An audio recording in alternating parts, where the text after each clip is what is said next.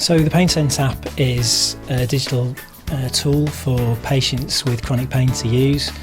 We think it is a real useful way of us as GPs managing patients with chronic pain who have often exhausted a number of different medical alternatives.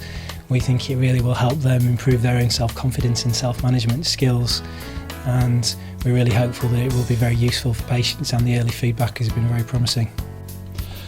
What the Painsense app does is it connects patients digitally to the healthcare professional. It gives the healthcare professional much better information about the patient's pain and about the other areas of their life that potentially are impacted by pain, and gives the patient more information and resources to help support them and self-manage their chronic pain.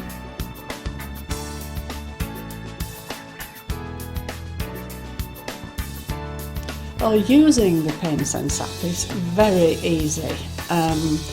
You can get into it within a couple of days from starting using it, and you find every time you go back onto it, it's very simple. I've had no problems at all.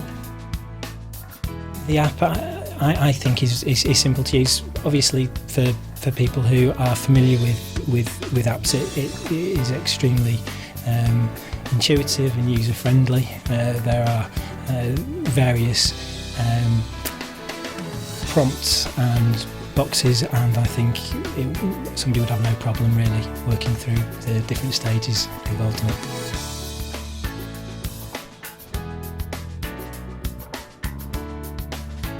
First of all, it gives them much better information about chronic pain, about and the experience of how to live more effectively with chronic pain, what resources, how they should, for example, manage exercise, and also gives them the opportunity to give updated information to the healthcare professionals as and when that they need to on their own devices.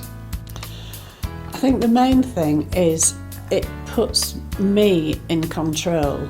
If, like me, you've been told, well, there's not much more we can do for you in the way of treatment, but now we want you to learn how to manage your pain yourself, then this is an excellent way of doing it.